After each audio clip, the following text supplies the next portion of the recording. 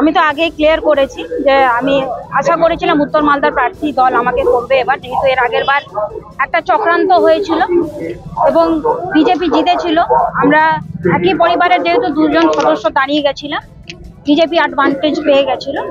কিন্তু তারপরে মানুষ অনেক দুঃখ প্রকাশ করেছেন, আমার কাছে জানিয়েছেন এবং আমিও মানুষের সঙ্গে যোগাযোগে ছিলাম।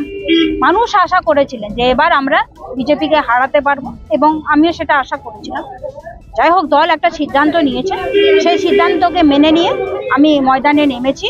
আমাদের এটা যেহেতু আমার হোম ব্লক, আমার দক্ষিণ মালদার প্রার্থীর সঙ্গে আমি আছি, এর পরবর্তীতে উত্তর মালদার প্রার্থী হিসেবেও আমি এলাকায় যাব।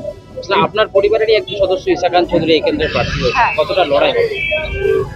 আমরা এখানে তৃণমূল কংগ্রেস কি উন্নয়ন করেছে, মানুষের বিপদে আপদে তৃণমূল কংগ্রেস সবসময় আছে, সেইটাকে হাইলাইট করছি। আর কে দাঁড়িয়েছে সেটা তো ওনাদের ব্যাপার, ওনারা দাঁড়িয়েছেন, ওনারা নিজের কাজ করবেন, আমরা আমাদের কাজ করছি। বিজেপি সবসময় পশ্চিমবঙ্গকে বঞ্চিত করার যে চক্রান্ত করছে সেটার বিরুদ্ধে মমতা ব্যানার্জি লড়াই করছেন এবং মমতা ব্যানার্জি যে এত উন্নয়ন করেছে সেটার পাশে মানুষ আছে এবং আমরা এই আপিল নিয়ে মানুষের কাছে পৌঁছেছি।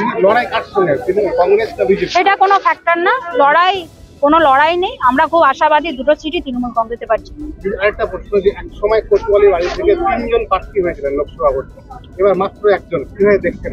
এটা তো কোনো দেখার বিষয় না, এটা তো সময় ব্যাপার আছে।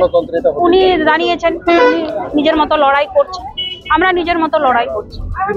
মালদাতে এখনো কোতোয়ালির পরিবারে গ্রহণযোগ্যতা আছে, সেখানে একজন প্রার্থী, মানুষের মধ্যে কি গ্রহণযোগ্যতা কমে যাচ্ছে, কি মনে হচ্ছে?